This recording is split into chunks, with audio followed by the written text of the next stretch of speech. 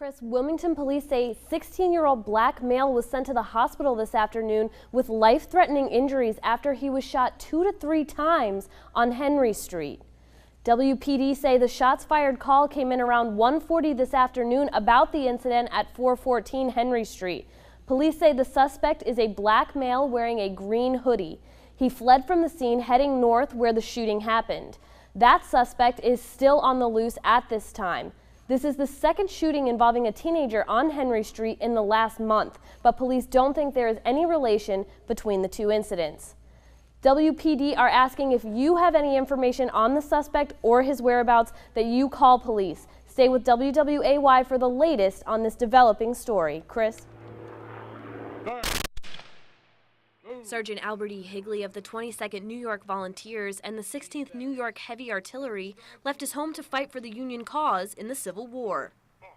Albert enlisted in the Union Army in May of 1861, 1 month after the firing on Fort Sumter, and essentially he served throughout the course of the war. He never returned. He was here in Wilmington in March of 1865 and was working in a hospital in one of the local churches when he contracted typhoid fever and died on March 31st, 1865, just a couple weeks before the end of the war.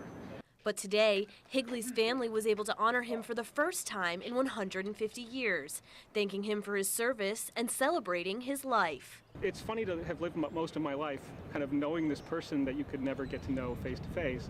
His family was able to connect with him across the decades through his diaries. And they shared those memoirs with Civil War reenactors from the state of New York.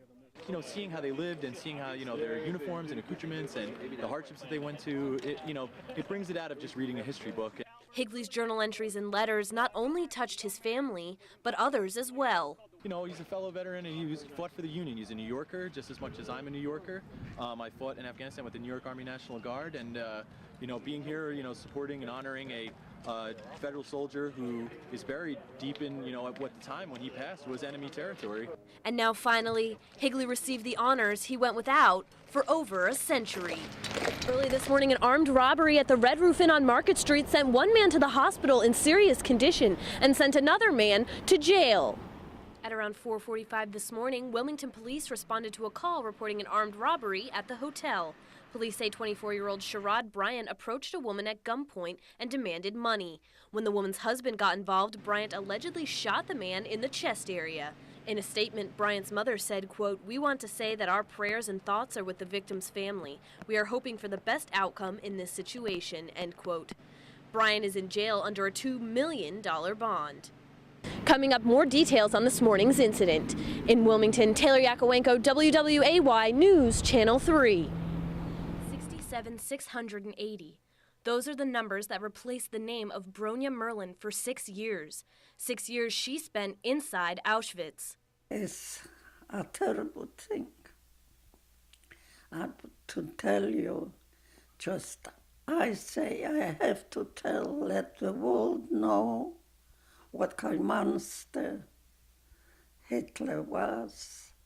Merlin was 18 years old when Nazis broke into her home and took her from her parents. And I was so young, to me a child.